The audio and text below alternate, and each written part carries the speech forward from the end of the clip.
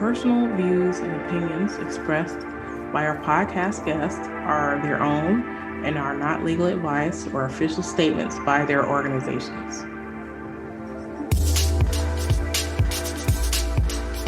Hello, my name is Debbie Reynolds. They call me the Data Diva. This is the Data Diva Talks Privacy podcast, where we discuss data privacy issues with industry leaders around the world with information that businesses need to know now. I have a very special guest on the show, all the way from Atlanta, Justin Daniels. He is a corporate mergers and acquisition and tech transaction lawyer at the law firm of Baker Donelson. So he has a very deep background in security, and he co-authored the best-selling book, Data Reimagined, Building Trust One Bite at a Time. Welcome. Hi, Debbie. Nice to be with you today. Yeah. Well, I'm super excited to have you on the show. First of all, we know each other because we both have a podcast. I look at a lot of your work that you do and the things that you post, and it's always spot on. So we decided to do this podcast as maybe hopefully one of many future things we decide to do together. I would love for you to talk through your journey and how you got in your career and your interest in privacy. All right, I will try to give you the Cliff Note version. We don't want to be in the desert for 40 years.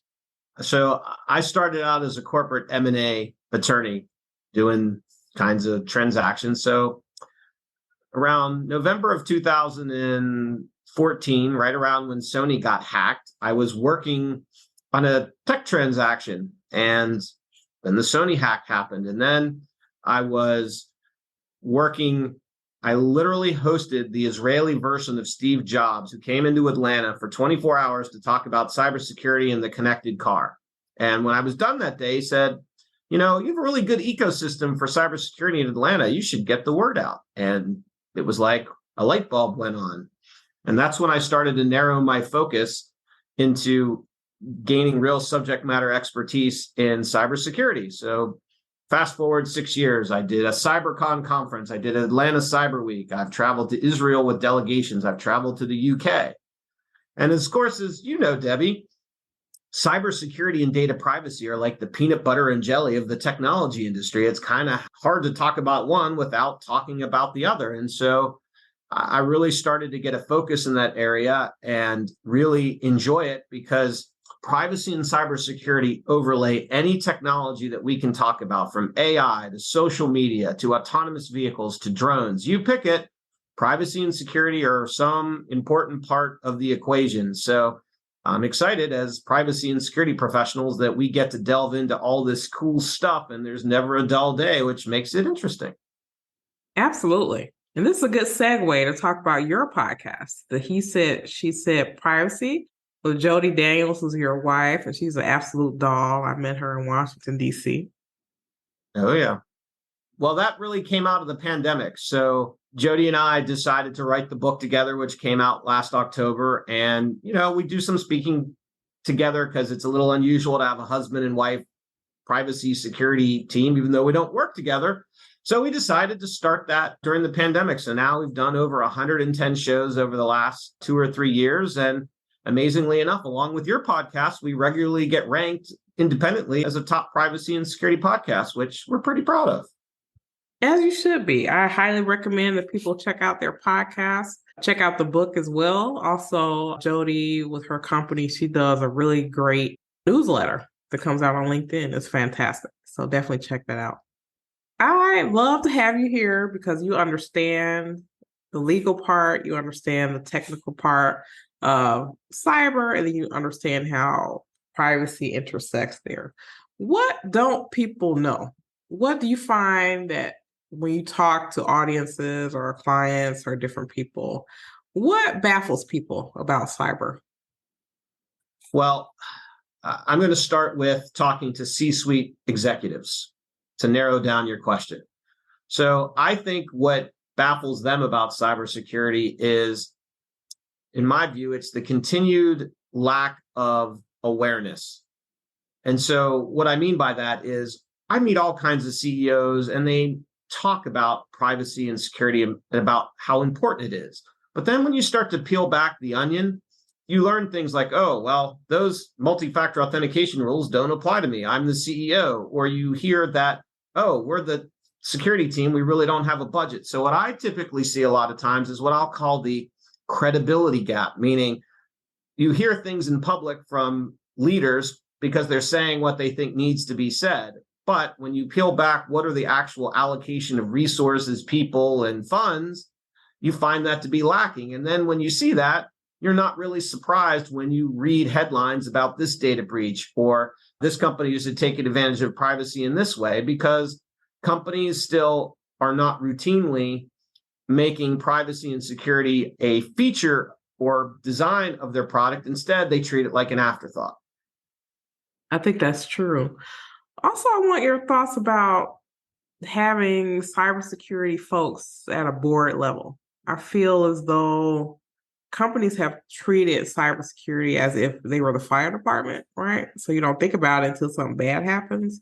And we know now from a lot of the breaches and a lot of the problems that companies have, and also as the regulations are being put together around cybersecurity, that regulators are tired of hearing, I don't know.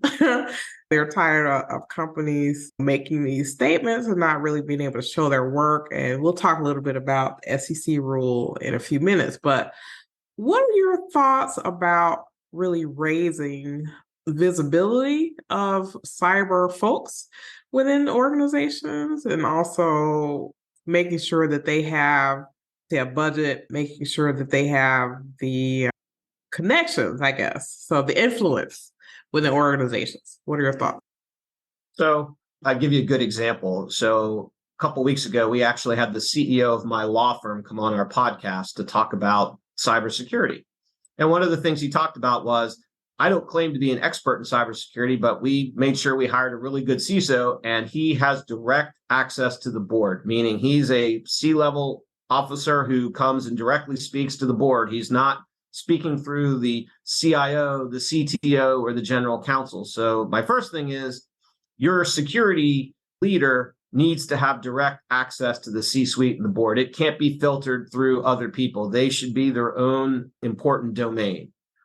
But also, from a security professional's perspective, you have to, in a way, level up your game. And what I mean by that is having a really great security but narrow expertise when you want to have a wider purview into the company isn't going to cut it. And what I mean by that is, from a security perspective, if we have the best security, but the company can't operate efficiently and can't do what it needs to do, it may not be very profitable. And ultimately, that doesn't work. So how do you, as a security professional, start to understand marketing imperatives, business operations, to figure out, okay, given what the company wants to do, how do we best slot in security within the context of the strategy of the organization?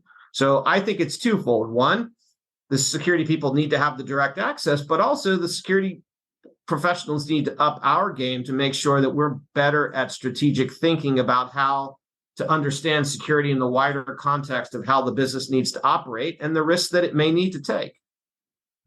Yeah. I wrote an article called The Layer Cake, the data privacy layer cake, and the three layers of the cake.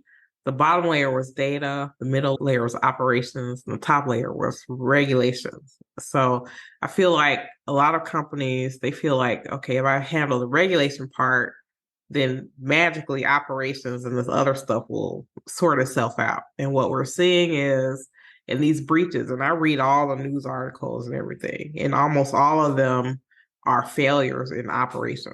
Not that companies didn't understand the law or whatever. It's like, how do you operate? How do you change the way that you operate so that you can reduce your risk? What are your thoughts? Well, I think my initial thoughts are, one, the company has to have a culture where security matters. So I work at a firm, we have all kinds of phishing training, but we also get articles from our security team about, hey, this is how you can protect the online privacy and security of your family, your kids.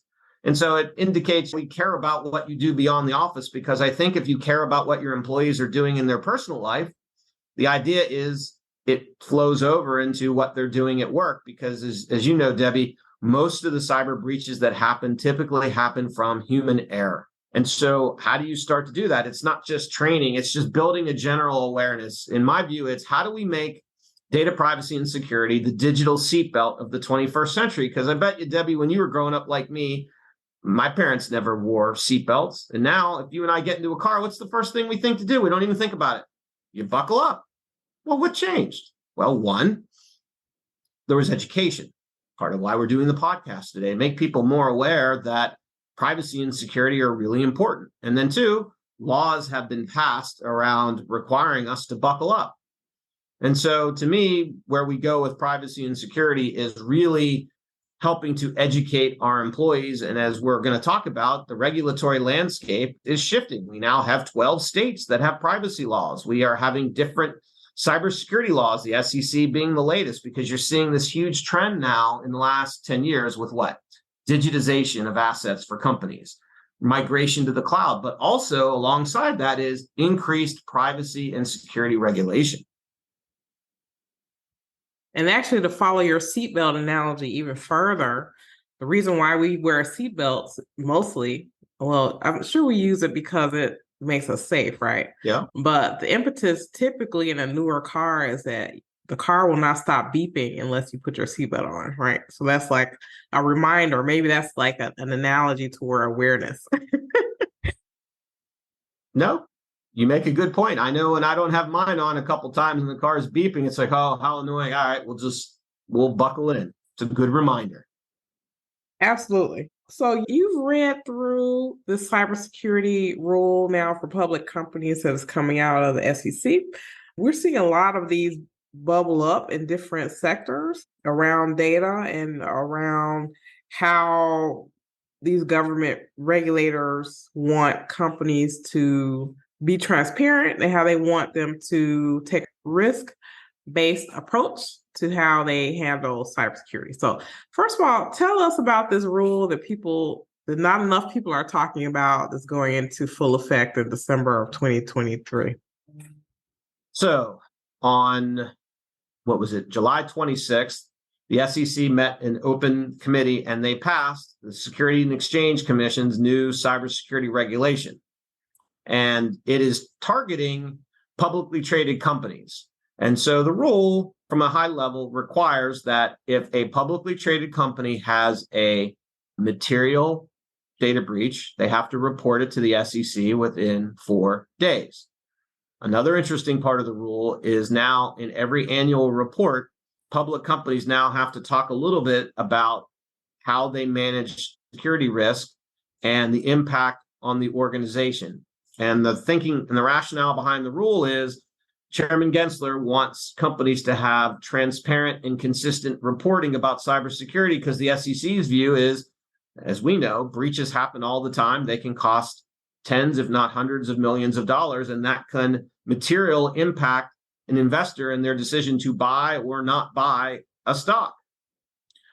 What I think is really interesting about the rule for a lot of the companies, Debbie, that you and I might deal with that are not publicly traded, you are definitely in scope. And you're thinking, well, wait a second, Justin, I'm not a publicly traded company. No, you're not. But if your customer is a publicly traded company, the SEC rule is specific in saying, we don't care if your data or your network, you own it or it's hosted by some third party, that's in scope.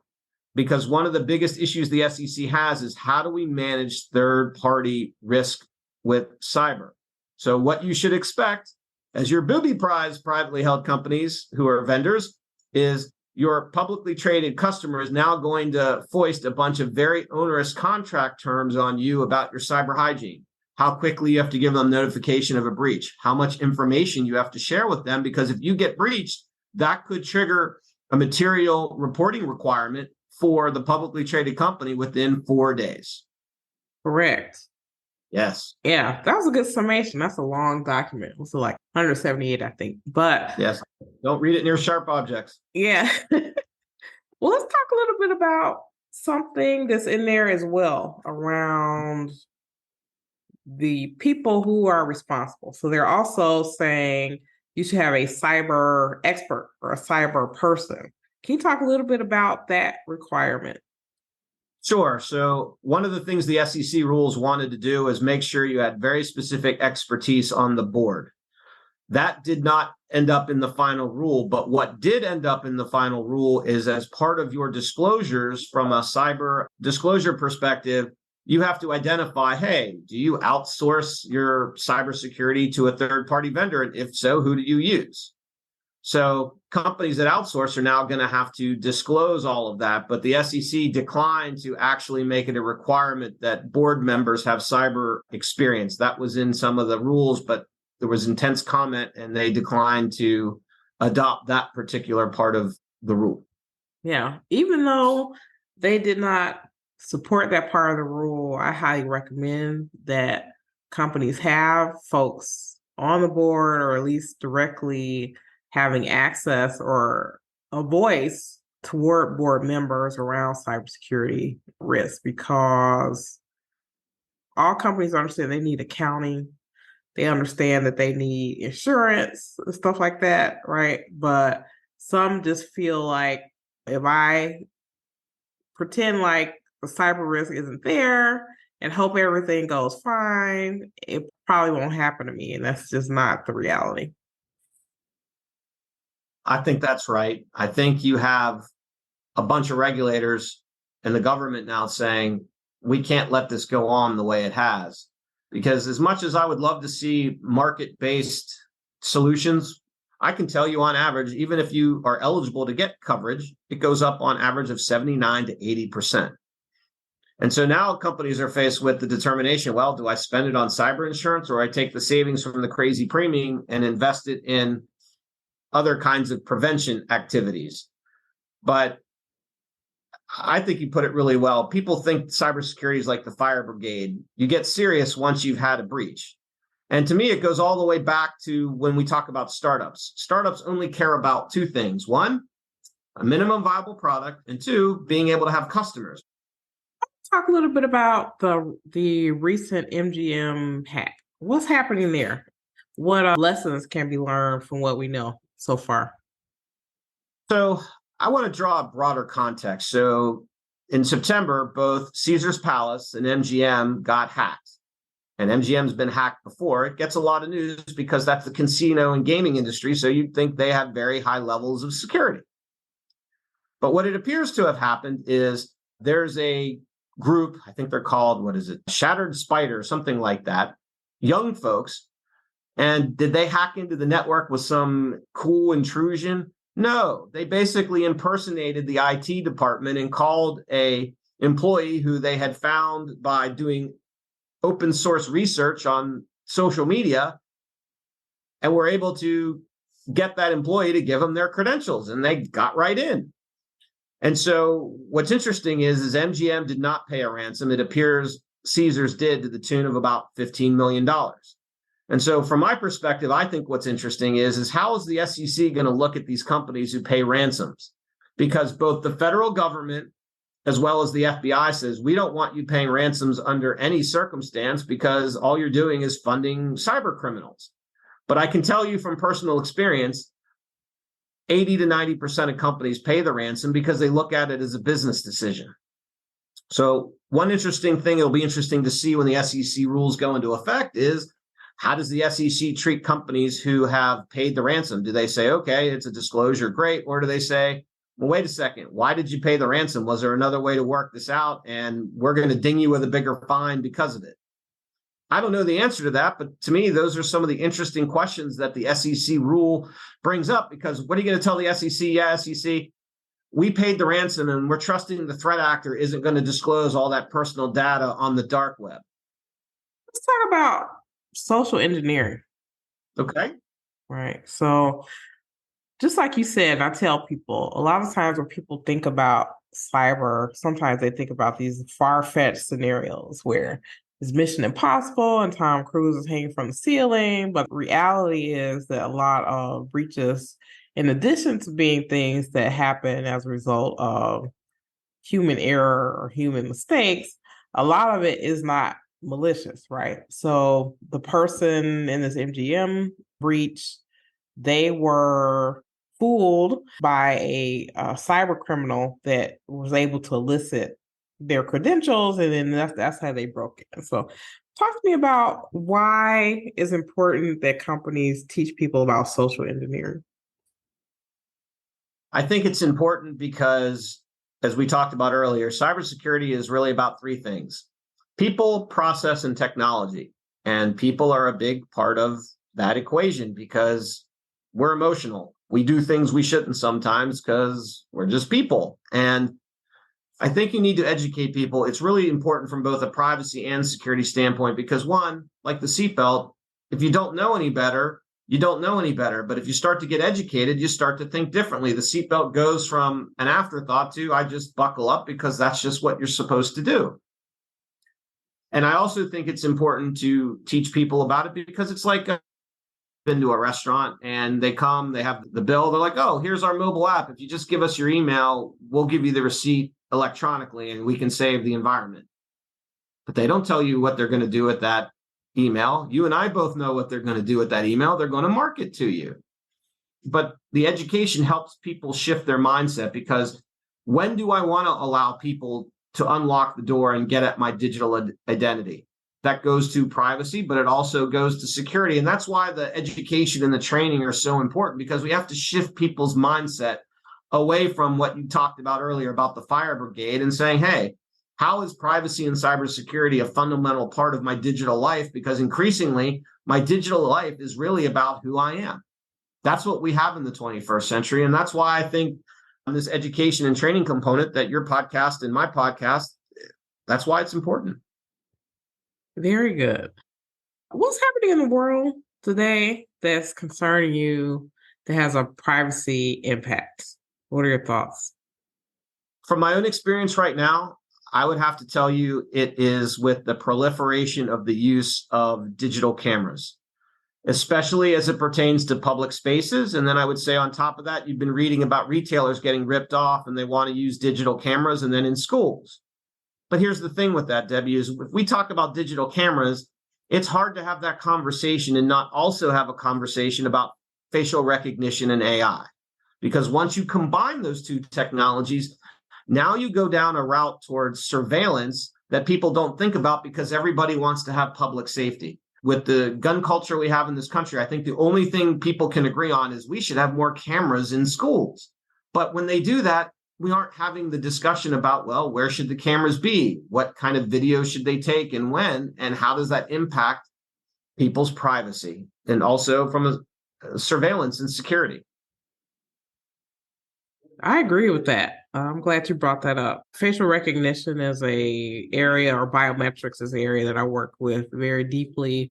And just from a data perspective, if you want to find a needle in a haystack, you don't create bigger haystacks, right? So basically what a lot of the surveillance is doing is creating a data set of mostly people who are innocent, right? And so it makes it harder for you to actually solve those problems. So I think this is not an issue where collecting more data is going to actually help you solve this problem. It may make people feel better, but it doesn't really help to alleviate the concerns that people have. What are your thoughts? So another story I wanted to give you, Debbie, on this is, so I live in a little city called Dunwoody, and I was reading that our city council is considering a camera law so that in areas of high crime, they'll have cameras at the businesses and that kind of thing. And I'm probably going to write the mayor an email as a concerned citizen. And I said, well, if you're going to do this camera ordinance, well, what about facial recognition? Because it's legally allowed. If you put that in place, the business does, and something happens because it then finds somebody who's unlawfully accused of something they didn't do, and facial recognition is routinely wrong when it comes to minorities, you're going to have a public relations nightmare on your hands. Even if technically, legally, you can do it from a public policy perspective, that doesn't mean you should. You should have an open and honest public debate about what this means. And I just find it interesting in the context of what we're talking about that so many cities or municipalities have these conversations and nobody's speaking up about, hey, we need to really think about the privacy and surveillance and cybersecurity implications. It just doesn't come up. Yeah, I think emerging technologies like this is a double-edged sword, right? Where it can have benefits, but people often are so beguiled by a benefit where they're not really thinking about the downside or the risk. And then maybe it has a cyber tie as well, where people have a mentality that, oh, this won't happen to me. This bad impact that you're talking about is going to happen to someone else and not me. So I don't care about it as much. Like I've asked people, well, how would you feel if anyone could read your text messages for 3 months or some period of time? What would they learn about you? Because people write all sorts of interesting things, and I'm involved in matters where we have to preserve evidence and you see what people put in writing. I tell people, anytime you write an email, you have to assume that email has a life of like forever. So don't put something in writing that you don't want somebody to not read, because that can happen. So I try to be somewhat careful about what I write, particularly as a lawyer in certain contexts, but a lot of people just don't have that mindset, which goes back to your point about education and training. Yeah, education, awareness is really key, and it's something that can't be done, I don't think, can't just be done once a year. You can't like check it off on a box. I think it just is something because the threats are increasing, the technology is getting a lot more sophisticated and complicated. And so if it isn't like a continual thing, I think that there are going to definitely be gaps there. My concern is we're entering an area with AI and all these other advancements and technology, which is going to make compute a lot more complex and a lot more raising privacy and cyber risks. But we still have people who are using 1, 2, 3, 4, 5 as passwords. Where do we go from here? What do we do? It's funny. Someone this morning when I was on a show talking, being interviewed, said, "Look, my email's out there. They get hacked all the time. Well, what are we going to do? We're just kind of stuck." And I had to pause for 4 or 5 seconds. And I'm like, well, to do nothing guarantees more of the same and even worse. So how do we start to then really change our mindset? And as we talked about, make privacy and security part of the design, meaning if we're going to do the digital camera ordinance, well, how are we countervailing the perceived benefits of stopping crime and better public safety against what we're giving up in privacy? And I don't think the average American appreciates how much of their privacy they are truly giving up. Why else would you get all of these free services from Facebook, Google, and everyone else?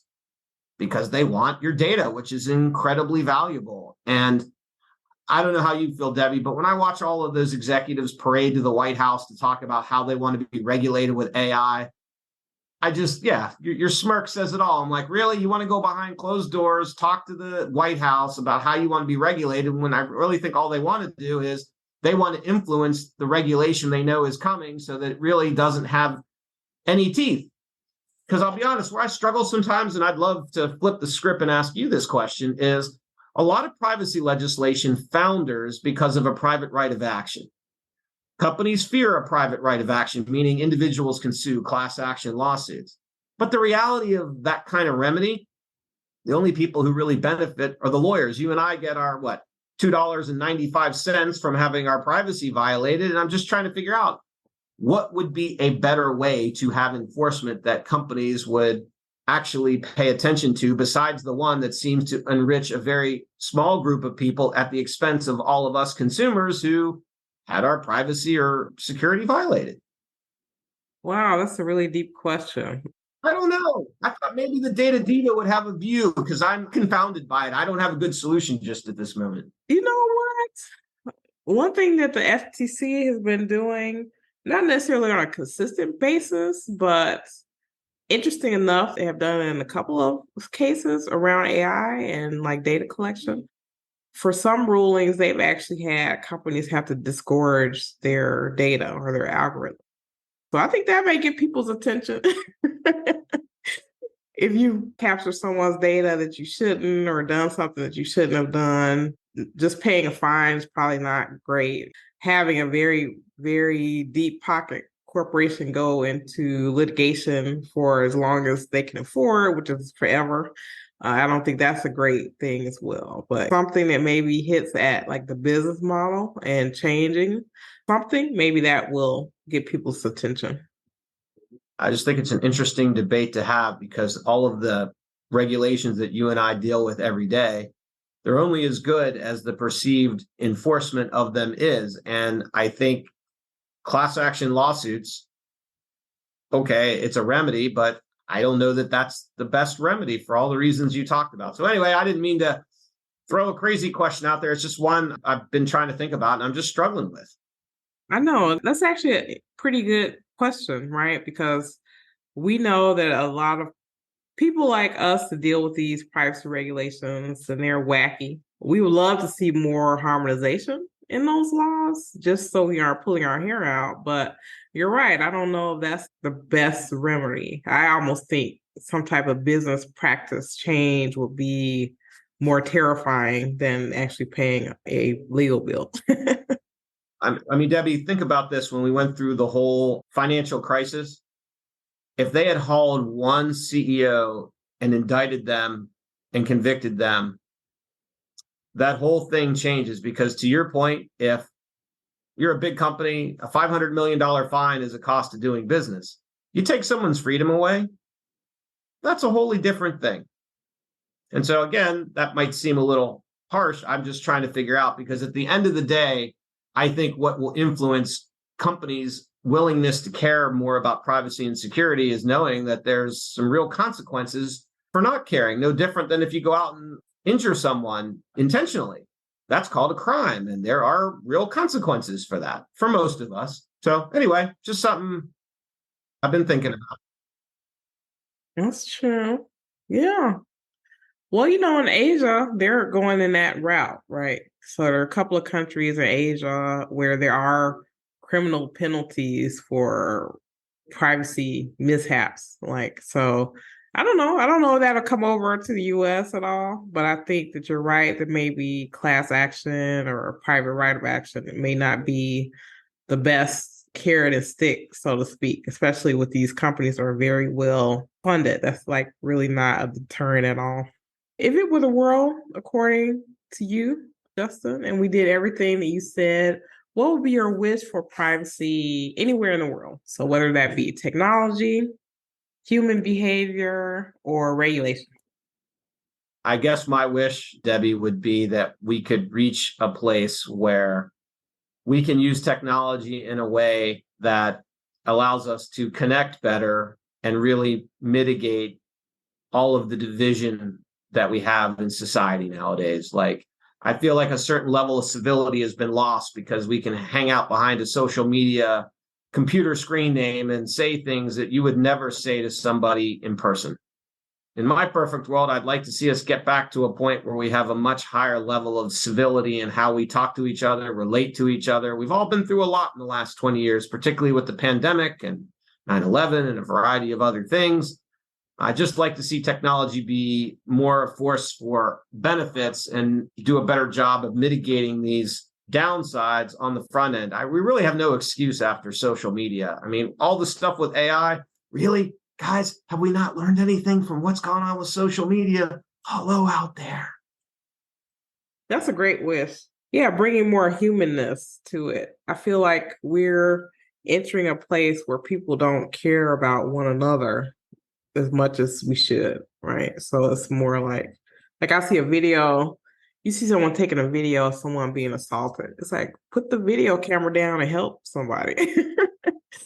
Maybe you should do that instead of recording this altercation, Correct. Your story encapsulates how I feel. Is quit being on your phone taping something, get out there and help. Yeah, totally. Well, this is great. Thank you so much, especially around that the SEC rule is coming into effect. I think a lot of people, not enough people are paying attention to it. So the fact that you're writing and talking about it is very important. And it's going to be really important as that rule kicks in December of 2023 and people start to really feel the impacts of that. So yeah, thank you. Thanks for having me. Yeah, so we'll talk soon for sure. Hopefully we can hang out and do other things together. That'd be great. Absolutely. All right, thank you. Talk to you later. Bye.